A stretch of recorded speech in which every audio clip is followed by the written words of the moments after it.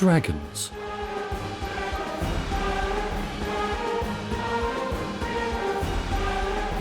Since the beginning of time, dragons have appeared in many different cultures worldwide. But how is it possible that people from different countries all have similar descriptions of this fantastic reptilian monster that never actually existed? If the dragon is based purely on human imagination, how do we account for their universal appearance and characteristics on different continents?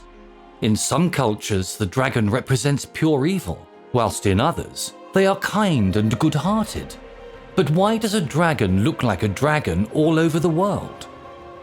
Come with me now as we head into the cave to explore the colourful world of dragons. A dragon is a snake-like legendary creature that appears in the folklore of many cultures worldwide. Beliefs about dragons vary considerably through regions, but dragons in Western cultures have often been depicted as winged, horned, four-legged and capable of breathing fire since the High Middle Ages.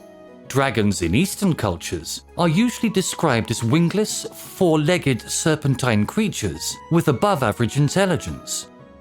The earliest reports of draconic creatures resemble giant snakes. Draconic creatures are first described in the mythologies of the ancient Near East and appear in ancient Mesopotamian art and literature. Stories about storm gods slaying giant serpents occur throughout all Indo-European and Near Eastern mythologies. The well-known Western image of a dragon is likely based on a mixture of earlier dragons from different traditions and inaccurate scribal drawings of snakes. In Western culture, dragons are portrayed as monsters that need to be tamed or overcome, usually by saints or cultural heroes, as in the legend of St. George and the Dragon. They are often said to have enormous appetites and live in caves, accumulating treasure. These dragons frequently appear in Western fantasy literature, including The Hobbit by J.R.R. Tolkien, the Harry Potter series by J.K. Rowling, and A Song of Ice and Fire by George R.R. Martin. The word dragon has also come to be applied to the legendary creature in Chinese mythology. The Chinese dragon is associated with good fortune and is thought to have power over rain. Dragons and their associations with rain are the roots of the Chinese customs of dragon dancing and dragon boat racing. Dragons were also associated with the Emperor of China, who was the only person allowed to have dragons on his house, clothing, or personal articles during later Chinese imperial history. The impression of dragons in many Asian countries such as Korea, Vietnam, and Japan has been influenced by Chinese culture. Chinese tradition has always used the dragon totem as the national emblem. The yellow dragon flag of the Qing dynasty has influenced the impression that China is a dragon in many European countries. Similarities between dragons' traits are often a blending of feline, avian, and reptilian features, and may include snake-like features, reptilian scaly skin, 4 legs with 3 or 4 toes on each, spinal nodes running down the back, a tail, and a serrated jaw with rows of teeth. Several modern scholars believe that large extinct or migrating crocodiles bear the closest resemblance, especially when encountered in forested or swampy areas, and are most likely the template for contemporary Oriental dragon imagery. Draconic creatures appear in virtually all cultures around the globe. Nonetheless, scholars dispute where the idea of a dragon originates from, and a wide variety of hypotheses have been proposed. In his book, An Instinct for Dragons, anthropologist David E. Jones suggests a hypothesis that humans, like monkeys, have inherited instinctive reactions to snakes, large cats, and birds of prey. He cites a study that found that approximately 39 people in 100 are afraid of snakes, and notes that the fear of snakes is especially prominent in children, even in areas where snakes are rare. The earliest attested dragons all resemble snakes or have snake-like attributes. Jones therefore concludes that dragons appear in nearly all cultures because humans have an innate fear of snakes and other animals that were significant predators of humans' primate ancestors. Dragons are usually said to reside in dank caves, deep pools, wild mountain reaches, sea bottoms and haunted forests, places that would have been fraught with danger for early human ancestors. In the book, The First Fossil Hunters, Dinosaurs, Mammoths and Myth in Greek and Roman Times, Adrienne Mayer argues that some stories of dragons may have been inspired by ancient discoveries of fossils belonging to dinosaurs and other prehistoric animals. She claims that the dragon lore of northern India may have been inspired by observations of oversized, extraordinary bones in the fossil beds of the Siwalik Hills below the Himalayas. She says that ancient Greek artistic depictions of the monster of Troy may have been influenced by fossils of Samotherium, an extinct species of giraffe whose fossils are common in the Mediterranean region. In China, an area where fossils of large prehistoric animals are common, these remains are frequently identified as dragon bones and are commonly used in traditional Chinese medicine. Mayer, however, is careful to point out that not all stories of dragons and giants are inspired by fossils, and notes that Scandinavia has many tales of dragons and sea monsters, but has long been considered barren of large fossils. In one of her later books, she states that many dragon images around the world were based on folk legend of living reptiles, such as Komodo dragons, Gila monsters, iguanas, alligators, or in California, alligator lizards. This still fails to account for the Scandinavian legends, as no such animals have ever been found in this region. In the book entitled The Origin of Dragons, Robert Blust argues that like many other creations of traditional creatures, dragons are largely explicable as products of a convergence of rational pre-scientific speculation about the world of actual events. In this case, the event is the natural mechanism governing rainfall and drought, with particular attention being paid to the rainbow phenomenon. The European dragon is a legendary creature in the folklore and mythologies across the many cultures of Europe. In the poem Culex, the Roman poet Virgil describes a shepherd fighting with a giant constricting snake, which he calls serpens and Draco, showing that the two words could mean the same thing in his lifetime. During the early Middle Ages, the European dragon was typically depicted as a large, fire-breathing, scaly-horned lizard-like creature. The creature also had leathery, bat-like wings, 4 legs, and a long, muscular, prehensile tail. Other depictions variously show dragons with feathered wings, crests, ear frills, fiery manes, ivory spikes running down the spine, and various exotic decorations. In folk tales, the blood of the dragon often contains unique powers. The typical dragon in Christian culture protects either a cave or a castle filled with gold and treasure. An evil dragon is often associated with a great hero who tries to slay it. A good one is said to give support or wise advice.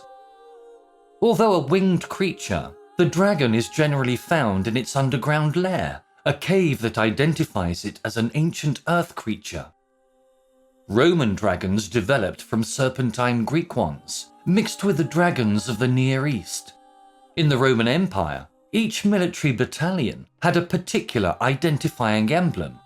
After the Parthian and Dacian wars of Trajan in the east, the Dacian Draco military standard entered the legion with a large dragon fixed to the end of a lance, with large gaping jaws of silver, and with the rest of the body formed of coloured silk. The silken body inflated and rippled with the jaws facing into the wind, resembling a windsock. Dragons in Greek mythology often guard treasure. For example, Ladon, a dragon with 100 heads, guarded the tree of Hesperides until Heracles slew him. Likewise, Python guarded the Oracle of Delphi until he was slain by Apollo out of revenge for Python tormenting his mother. The Linnaean Hydra, a multiple-headed serpentine swamp monster killed by Heracles, is said to be a dragon. In a tale in Apuleius' The Golden Ass, a band of travellers ask a shepherd for refreshments. The shepherd asks why they care about refreshments in such a place. An old man asks the travelers if they can help get his son from a well. One of them goes to help. When he does not return to the group, they search for him. They find a monstrous dragon eating the said man from the group, while the old man is nowhere to be seen. In his book Natural History, the Roman author Pliny the Elder describes the Indian drakon as a large constricting snake, like the Indian python, but described exaggeratedly as able to kill an elephant by constricting its neck. Classical European dragons are often described as illuminating the air. Christian writers usually take this as a metaphor for Lucifer, whose name means bearer of light. European culture was primarily out of contact with classical literature during the Middle Ages. During this time, there was a gradual change in the usual mental image of the dragon. The modern Western image of a dragon developed in Western Europe during the Middle Ages. The period between the 11th and 13th centuries represents the height of European interest in dragons as living creatures. Dragons are usually shown in modern times with a body more like a huge lizard or a snake with two pairs of lizard-type legs breathing fire from their mouths. This traces back to the continental dragon, commonly referred to as a fire-breathing dragon. Like many other European dragons, the continental has bat-like wings growing from its back. The Anglo-Saxon poem Beowulf refers to a dragon as a draka and sometimes as a worm. Its movements are denoted by the Anglo-Saxon verb boogen, meaning to bend, and it is said to have a venomous bite and poisonous breath. Later depictions indicate a snake-like form and movement, rather than a lizard-like or dinosaur-like body. No legs or wings are mentioned. However, it shows several dragon features that later became popular. It breathed fire, lived underground, and collected treasure. The Ramsund carving from Viking Age Sweden depicts events in the Old Norse Volsunga saga about the hero Sigurd. It shows the dragon Fafnir as a large and very long wingless snake. The oldest recognizable image of a modern-style Western dragon appears in a hand-painted illustration from the bestiary MS Harley 3244, which was produced in around 1260. This dragon has two sets of wings, and its tail is longer than most modern depictions of dragons, but it clearly displays many of the same distinctive features. Dragons are generally depicted as having an underground lair or cave, or living in rivers. They are envisioned as greedy and gluttonous with voracious appetites. In Western folklore, dragon-like creatures and dragons in Christian literature are usually portrayed as evil, except mainly in Asturian and Welsh mythology and modern fiction. In the modern period and late medieval times, the European dragon is typically depicted as a huge fire-breathing, scaly, horned lizard-like creature with wings, 2 or 4 legs, and a long muscular tail. It is sometimes shown with a crest, a fiery mane, ivory spikes running down its spine, and various exotic colorations. Dragon's blood often has magical properties. The typical dragon protects a cavern or castle filled with gold treasure and is often associated with a great hero who tries to slay it. Though a winged creature, the dragon is generally found in its underground lair, a cave that identifies it as an ancient earth creature. Dragons are prominent in medieval heraldry. Uther Pendragon was famously said to have had 2 gold dragons, crowned with red, standing back to back on his royal coat of arms. Initially, heraldic dragons could have any number of legs, but by the late Middle Ages, due to the widespread proliferation of bestiaries, heraldry began to distinguish between a dragon with 4 legs and a wyvern with 2 legs. In myths, wyverns are associated with viciousness, envy, and pestilence, but in heraldry, they symbolize the overthrowing of the tyranny of Satan and his demonic forces. Later medieval heraldry also distinguished a dragon-like creature known as a cockatrice. A cockatrice is supposedly born when a serpent hatches an egg that has been laid on a dunghill by a rooster. It is so venomous that its breath and gaze are lethal to any living creature, except for a weasel, the cockatrice's mortal enemy. A basilisk is a legendary reptile reputed to be a serpent king who can cause death with a single glance, just like a cockatrice. The legend of St. George and the Dragon is recorded as early as the 6th century AD, but the earliest artistic representations come from the 11th century. The first complete account of it comes from an 11th century Georgian text. The most famous version of the story from the Golden Legend holds that a dragon kept pillaging the sheep of the town of Cyllene in Libya. After eating a young shepherd, the people were forced to appease it by leaving 2 sheep as sacrificial offerings every morning beside the lake where the dragon lived. Eventually, the dragon ate all of the sheep, and the people were forced to start offering their own children. One day, the king's daughter came up in the lottery, and despite the king's pleas for her life, she was dressed as a bride and chained to a rock beside the lake to be eaten. Then St. George arrived and saw the princess. When the dragon arrived to eat her, he stabbed it with his lance and subdued it by making the sign of the cross and tying the princess's girdle around its neck. St. George and the princess led the now docile dragon into the town, and George promised to kill it if the townspeople would convert to Christianity. All the townspeople converted, and St. George killed the dragon with his sword. In some versions, St. George marries the princess, but in others, he continues wandering. The Chinese dragon has very different connotations from the European dragon. In European culture, the dragon is a fire-breathing creature with aggressive undertones. In contrast, the Chinese dragon is a spiritual and cultural symbol representing prosperity and good luck, and a rain deity that fosters harmony. It was reported that the Chinese government decided against using the dragon as its official 2008 Summer Olympics mascot because of the aggressive associations that dragons have outside of China, and they chose a more friendly symbol instead. Sometimes Chinese people use the term descendants of the dragon as a sign of ethnic identity, as part of a trend that started in the 1970s, when different Asian nationalities were looking for animal symbols as representations. The Chinese dragon is a legendary creature in Chinese mythology, Chinese folklore, and Chinese culture at large. Chinese dragons have many animal-like forms, such as turtles and fish, but are most commonly depicted as snakes with 4 legs. Scholars have identified 4 reliable theories on the origin of the Chinese dragon: snakes, Chinese alligators, thunder, and nature worship. They traditionally symbolize potent and auspicious powers, particularly control over water, rainfall, typhoons, and floods. The dragon is also a symbol of power, strength, and good luck for people who are worthy of it in East Asian culture.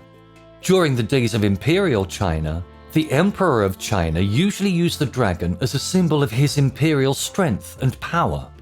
In Chinese culture, excellent and outstanding people are compared to a dragon, while incapable people with no achievements are compared to other disesteemed creatures, such as a worm. Several Chinese proverbs and idioms feature references to a dragon, such as hoping one's child will become a dragon. The impression of dragons in many Asian countries has been influenced by Chinese culture, such as in Korea, Vietnam, and Japan. Chinese tradition has always used the dragon totem as the national emblem. The yellow dragon flag of the Qing dynasty has influenced the impression that China is a dragon in many European countries. The white dragon of the flag of modern Bhutan is a classic Chinese-style dragon. Historically, the Chinese dragon was associated with the Emperor of China and was used to represent imperial power. The founder of the Han Dynasty, Liu Bang, claimed that he was conceived after his mother dreamt of a dragon. During the Tang Dynasty, emperors wore robes with dragon motifs as an imperial symbol, and high officials might also be presented with dragon robes. In the Yuan Dynasty, the 2-horned, 5-clawed dragon was designated for use by the Son of Heaven or Emperor only, while the princes and nobles used the 4-clawed dragon. Similarly, the 5-clawed dragon was strictly reserved for the emperor only during the Ming and Qing dynasties. The dragon in the Qing dynasty appeared on the first Chinese national flag. The image of the Chinese dragon was roughly established in the Shang and Zhou dynasties, but there was no significant change for a long time.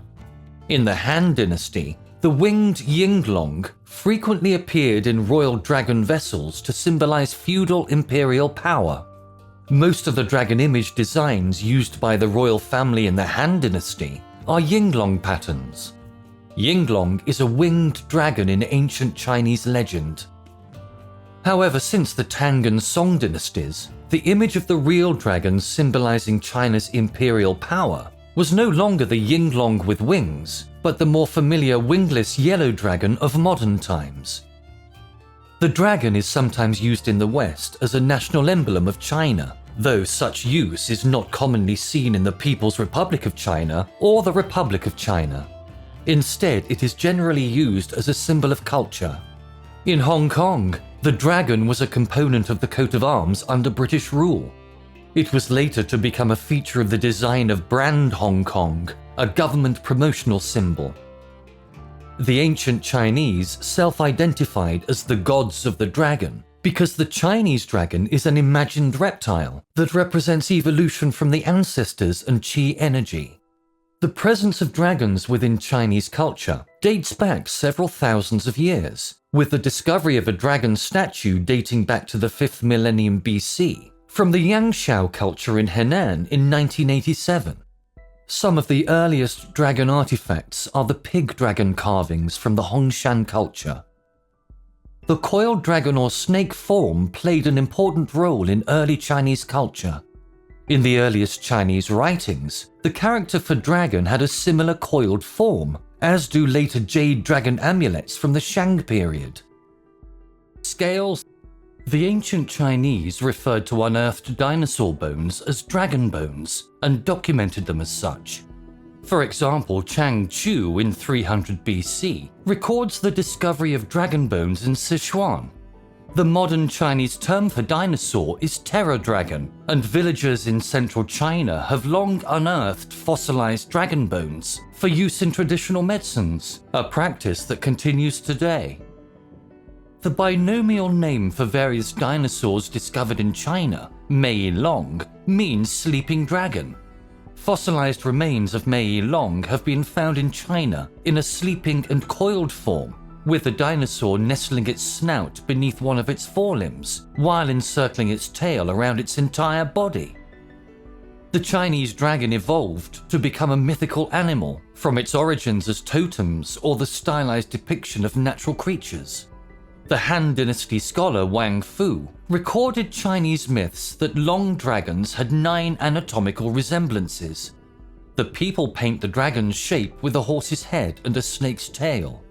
Further, there are expressions as 3 joints and 9 resemblances. The 3 joints are from head to shoulder, from shoulder to breast, and from breast to tail. As to the 9 resemblances, they are the following.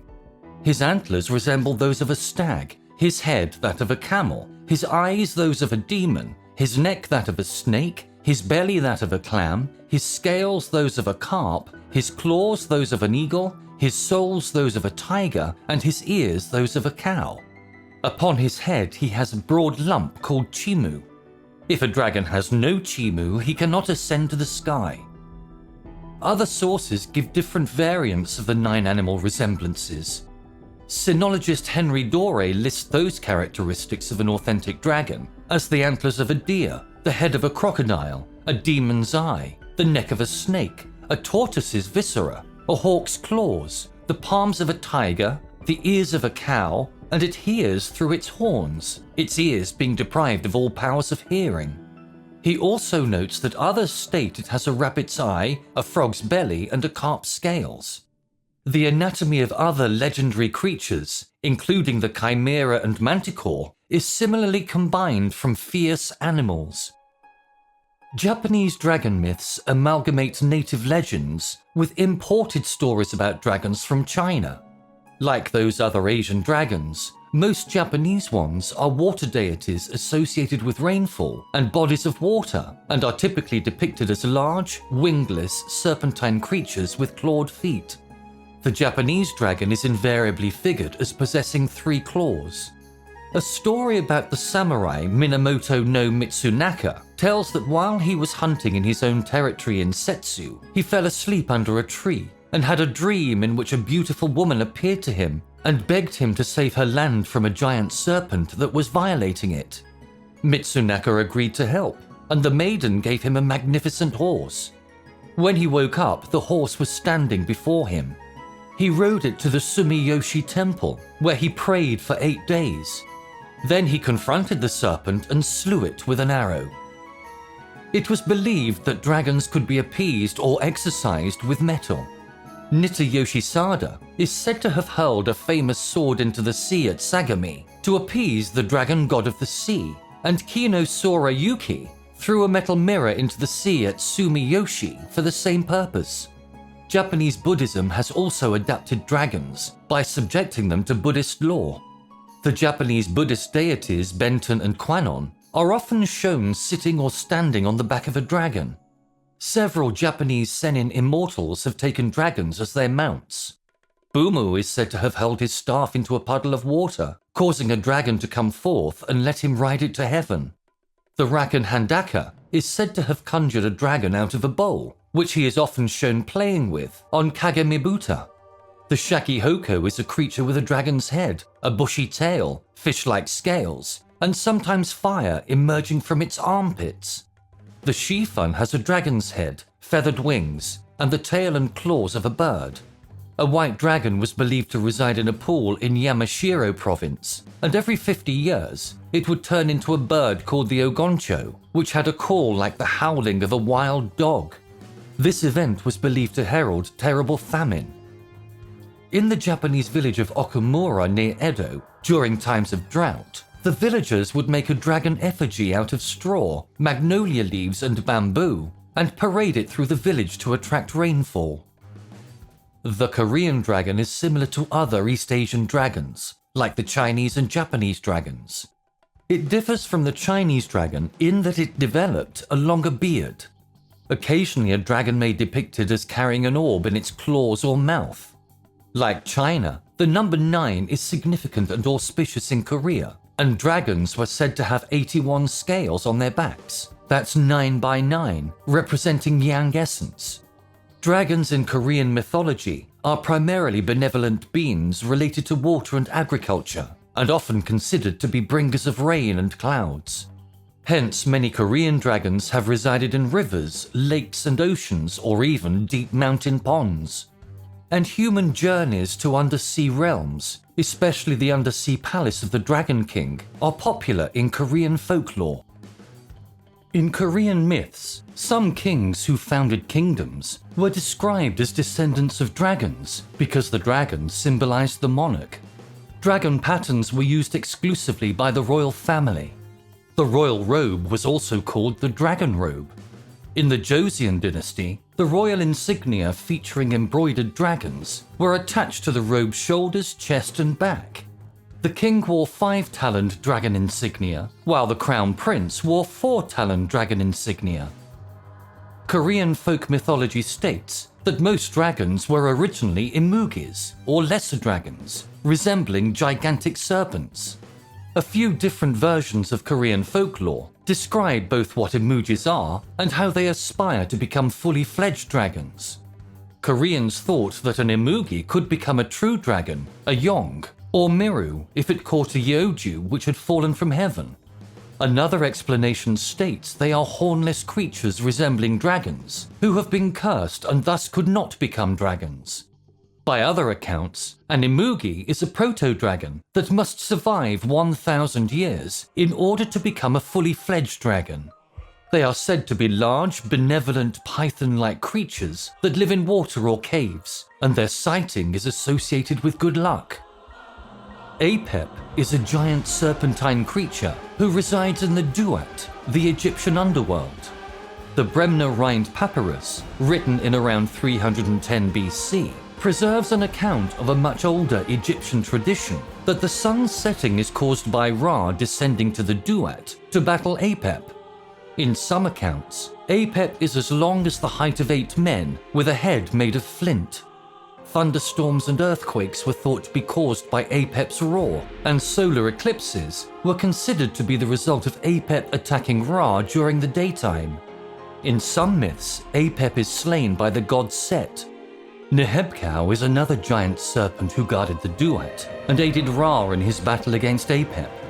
Nehebkau was so massive in some stories that the entire earth was believed to rest atop his coils. Denwin is a giant serpent mentioned in the pyramid texts, whose body was made of fire and who ignited a conflagration that nearly destroyed all the gods of the Egyptian pantheon. The pharaohs ultimately defeated him, a victory that affirmed the pharaoh's divine right to rule. The Ouroboros was a well-known Egyptian symbol of a serpent swallowing its own tail.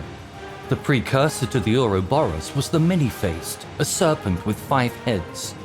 According to the Amduat, the oldest surviving book of the afterlife, many-faced was said to coil around the corpse of the sun god Ra protectively. The earliest surviving depiction of a true Ouroboros comes from the gilded shrines in the tomb of Tutankhamun.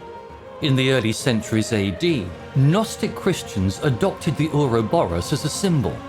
Chapter 136 of the Pistis Sophia, an early Gnostic text, describes a great dragon whose tail is in its mouth. In medieval alchemy, the Ouroboros became a typical Western dragon with wings, legs, and a tail. A famous image of the dragon gnawing on its tail from the 11th century Codex Marcianus was copied in numerous works on alchemy. Dragons and dragon motifs feature in many works of modern literature, particularly within the fantasy genre. In Lewis Carroll's classic children's novel Through the Looking Glass, one of the inset poems describes the Jabberwock, a kind of dragon. Carroll's illustrator John Tenniel, a famous political cartoonist, humorously showed the Jabberwock with the waistcoat, buck teeth and myopic eyes of a Victorian university lecturer, such as Carroll himself. In works of comedic children's fantasy, dragons often fulfill the role of a magic fairy tale helper. In such works, rather than being frightening, as they are traditionally portrayed, dragons are instead represented as harmless, benevolent, and inferior to humans. They are sometimes shown to live in contact with humans, or in isolated communities of just dragons. Though popular in the late 19th and early 20th centuries, such comic and idyllic stories began to grow increasingly rare after the 1960s, due to demand for more serious children's literature. One of the most iconic modern dragons is Smaug, from J.R.R. Tolkien's classic novel, The Hobbit. Dragons also appear in the best-selling Harry Potter series by J.K. Rowling. Other prominent works depicting dragons include Anne McCaffrey's Dragon Riders of Pern, Ursula K. Le Guin's Earthsea Cycle, George R.R. Martin's series A Song of Ice and Fire, and Christopher Paolini's Inheritance Cycle. Sandra Martina Schwab writes, with a few exceptions, including McCaffrey's Pern novels and the film Reign of Fire, dragons seem to fit more into the medieval setting of fantasy literature than into the more technological world of science fiction. Indeed, they have been called the emblem of fantasy. The hero's fight against the dragon emphasizes and celebrates his masculinity, whereas revisionist fantasies of dragons and dragon slaying often undermine traditional gender roles.